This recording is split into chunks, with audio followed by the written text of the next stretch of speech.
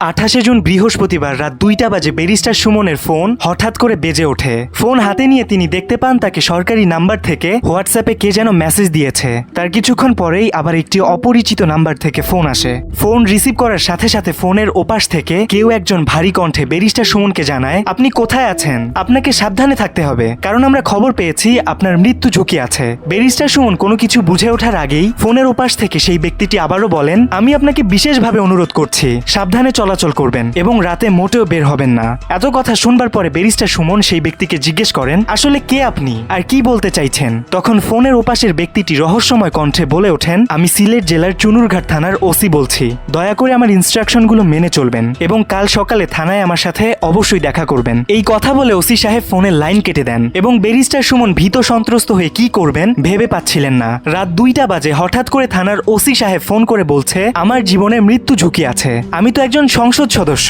সরকারি নিরাপত্তায় থাকি। তারপর ওসি সাহেব যেহেতু ফোন করে সাবধানে থাকতে বলেছেন, নিশ্চয়ই আমার জন্য বড় কোনো বিপদ অপেক্ষা করছে। এমন নানা রকম চিন্তায় তিনি সারা রাত দু চোখের পাতা এক করতে পারেননি। সকাল হবার সাথে সাথে তিনি চুনুরঘাট থানার ওসি সাহেবের সাথে দেখা করতে গাড়ি নিয়ে বের হয়ে পড়েন এবং জরুরিভাবে থানার ওসি সাহেবের সাথে দেখা করেন। থানায় এসে ব্যারিস্টার সুমন ওসির কাছ থেকে ভয়ঙ্কর কিছু তথ্য শুনতে পান, যেসব শোনার জন্য তিনি মোটেও প্রস্তুত ছিলেন না। ওসি সাহেবের কথা শোনার পরে ব্যারিস্টার সুমন একটু নড়ে চড়ে বসেন এবং ভাবতে শুরু করেন, আসলে কে আমাকে হত্যা করতে চায়? আমি তো কারো ক্ষতি করিনি, মানুষের কল্যাণের জন্য আমি কথা বলি। ওসি সাহেব তাকে জানায়, একটি অজ্ঞাতনামা চক্র শুধু আপনাকে হত্যাই করতে চায় না, তারা ইতিমধ্যে একটি টিম তৈরি করেছে, প্ল্যানও তৈরি করে ফেলেছে তারা কিভাবে আপনাকে হত্যা করবে। দর্শক, ব্যারিস্টার সুমন ইতিমধ্যেই চুনুরঘাট থানায় জিডি করেছেন। সম্প্রতি একটি বক্তব্যে তিনি বলেছেন, এই তথ্য শোনার পর থেকে তিনি খুবই নিরাপত্তাহীনতায় ভুগছেন। তিনি এর আগে কখনো এমন পরিস্থিতির মুখোমুখি হননি। থানার ওসি সাহেব সরাসরি তাকে ফোন দিয়ে সাবধান করেছে, তাই বুঝতেই পারছেন বিষয়টা কতটা ভয়ঙ্কর। ব্যারিস্টার সুমন সহ তার পুরো পরিবার বুঝতে পারছে না কি করলে তিনি নিরাপদে থাকবেন। এই ঘটনার মধ্য দিয়ে আমাদের সামনে অনেক বড় বড় কিছু প্রশ্ন উঠে আসে। কারাই বা ব্যারিস্টার সুমনকে হত্যা করতে চায় এবং কেনই বা হত্যা করতে চায়? ব্যারিস্টার সুমনকে হত্যার পরিকল্পনাকারী চক্রটি কতটা অভিনব কায়দায় ব্যারিস্টার সুমনকে হত্যার পরিকল্পনা করছে শুনলে অবাক হয়ে যাবেন। তাছাড়া এই টপিকে আমাদের ভিডিও বানানোর সবচেয়ে বড় কারণ হলো আমরা আপনাদের সামনে তুলে ধরতে চাই কিভাবে বাংলাদেশকে মেধাশূন্য করার জঘন্য চক্রান্ত চালানো হয়। অবশ্য এই ঘটনা নতুন নয়, মুক্তিযুদ্ধের পর থেকে এই ঘৃণিত চক্রান্ত চালানো হচ্ছে। বিভিন্ন সময় আমাদের দেশের নায়ক, গায়ক, অভিজ্ঞ নেতা, বুদ্ধিজীবী সহ সবাইকে নিশ্চিহ্ন করে দেওয়ার অভিযান এখনো চলমান আছে। তাই আজকের ভিডিওতে আমরা ব্যারিস্টার সুমনের এই টপিকটি সহ আরো আলোচনা করার চেষ্টা করব কিভাবে চালানো হয় বাংলাদেশকে মেধাশূন্য করার চক্রান্ত। ব্যারিস্টার সুমন তো শুধুমাত্র একটা উদাহরণ। এভাবে অনেক বুদ্ধিজীবী, বিজ্ঞানী, গবেষক, চিকিৎসক, শিক্ষক, ইঞ্জিনিয়ার, নায়ক, গায়ক প্রতিনিয়ত এই চক্রান্তের শিকার হচ্ছে। স্বাধীনতা এবং বাংলাদেশ বিরোধী একটি মহল এখন পর্যন্ত আমাদের বাংলাদেশকে মেধাশূন্য করার নোংরা খেলায় সক্রিয়ভাবে কাজ করছে। দর্শক, এই ঘটনার পিছনের রহস্যময় গল্পটি গা শিউরে ওঠার মতো। চ্যানেলে যদি নতুন হয়ে থাকেন তাহলে সাবস্ক্রাইব করে ফেলুন। পুরো ভিডিও জুড়ে আপনাদের সাথে থাকছি মোহাম্মদ শিহাব। চলুন শুরু করি।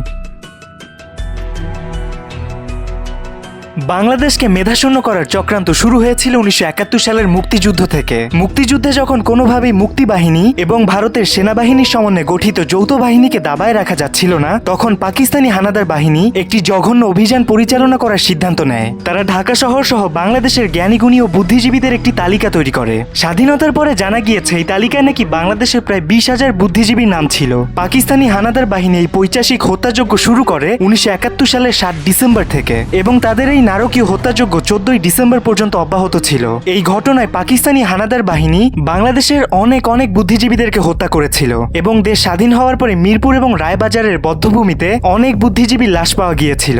এরপরে 1994 সালে বাংলা একাডেমি একটি স্মারকগ্রন্থ প্রকাশ করে, যেখানে জানা যায় এই ঘটনায় প্রায় 232 জন বাংলাদেশি বুদ্ধিজীবী বিনা অপরাধে নিহত হয়েছিলেন। তবে এরপরে আমরা আরো ভয়ঙ্কর তথ্য জানতে পাই। যেভাবে বাংলাদেশি বুদ্ধিজীবীদেরকে হত্যার পরিকল্পনা করা হয়েছিল, সেভাবে পাকিস্তানি হানাদার বাহিনী হত্যাকাণ্ড চালাতে পারেনি। তাদের পরিকল্পনা ছিল বাংলাদেশের শীর্ষ বুদ্ধিজীবীদেরকে গভর্নর হাউসে একটি অনুষ্ঠানে আমন্ত্রণ জানিয়ে একত্রে হত্যা করা। ভাবতে পারেন পাকিস্তানি হানাদার বাহিনীর চিন্তা ভাবনা কত ভয়ঙ্কর ছিল। মূলত 1971 সালের মুক্তিযুদ্ধে যখন পাকিস্তানি হানাদার বাহিনীরা তাদের নিশ্চিত পরাজয় দেখতে পায়, তখন তারা চিন্তা করে বাংলা যখন শাসন করতে পারলামই না, তাই এখানকার সবকিছু ম্যাসাকার করে দিয়ে যাব। আর তাই তারা সর্বপ্রথম টার্গেট করে বাঙালি জাতির শ্রেষ্ঠ সন্তান বুদ্ধিজীবীদের। তবে আপনি ভুলেও ভাববেন না বুদ্ধিজীবীদেরকে হত্যা করার পরে বাংলাদেশ বাংলাদেশকে মেধাশূন্য করার চক্রান্ত থেমে গিয়েছে।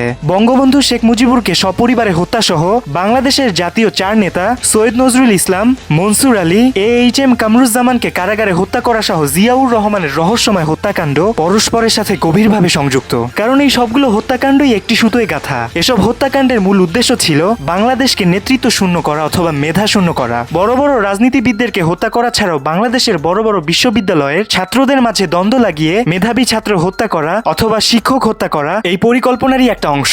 যদি বাংলাদেশের শীর্ষস্থানীয় ইঞ্জিনিয়ারিং বিশ্ববিদ্যালয় বুয়েটের কথা বলি, 2002 সালের 8 জন বুয়েট ছাত্রী সোনির হত্যাকাণ্ড, 2013 সালের রায়হান দ্বীপের হত্যাকাণ্ড, 2019 সালে আবার আবরার ফাহাদের হত্যাকাণ্ড, সবকিছুতে রাজনৈতিক স্বার্থ লুকিয়ে আছে। যেসব উদাহরণের কথা বললাম এগুলো জনসম্মুখে বিপুলভাবে প্রচারিত হয়েছিল। মেধাবী ছাত্র হত্যাকাণ্ড ছাড়াও বাংলাদেশের শিক্ষা ব্যবস্থাকে নষ্ট করে দেয়া, ছাত্র হয়রানি করা সহ তারা অনেক কর্মকাণ্ড এখনো স্বাধীন বাংলাদেশে বসে পরিচালনা করছে। সোজা কথাই যদি বলি, আমাদের বাংলাদেশকে একটা গোপন শক্তি দীর্ঘদিন থেকে নিয়ন্ত্রণ করছে। আমাদের দেশের গুরুত্বপূর্ণ নেতা, অভিনেতা, বুদ্ধিজীবী, গবেষক কেউ যদি তাদের বিপরীতে হাঁটে বা চলার চেষ্টা করে তাহলে তাদেরকে যে কোনোভাবে হত্যা করা হয়। এই চক্রান্ত এখন চলছে ব্যারিস্টার সুমনের বিপক্ষে।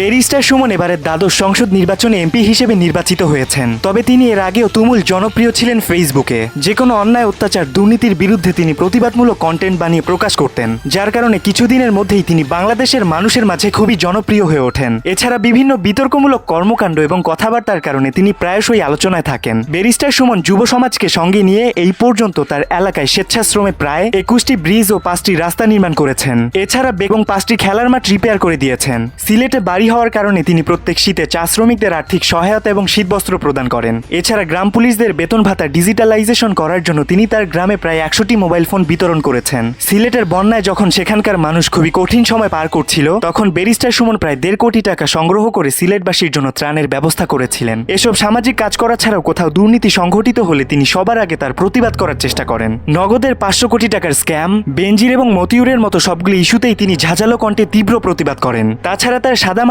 জীবনযাপন মানুষকে তার প্রতি আরো শ্রদ্ধাশীল করে তোলে। তার ভাষ্যমতে তিনি তার আয়ের বেশিরভাগ অর্থ খরচ করেন বিভিন্ন সমাজের উন্নয়নমূলক কর্মকাণ্ডে। তবে ফেসবুক, ইউটিউবে আপনারা ব্যারিস্টার সুমনের যে ভালো মানুষের প্রতিচ্ছবি দেখতে পান সেটা পুরোটাই সাজানো। তবে এই বিষয়ে আমি বেশি কিছু বলতে চাই না, কারণ তার ইন্টারনাল ইন্টেনশন যাই হোক না কেন, তিনি সমাজের মানুষের জন্য কাজ করছেন, এতে মানুষের উপকার হচ্ছে। তবে সাম্প্রতিক সময় তাকে হত্যার যে হুমকি দেয়া হয়েছে তার পেছনে সবচেয়ে বড় কারণ হলো তিনি অনেক দুর্নীতিবাজদের বিরুদ্ধে গণসচেতনতা তৈরি করছেন, যেটা আমাদের সাধারণ মানুষদের পছন্দ হলেও দুর্নীতিবাজ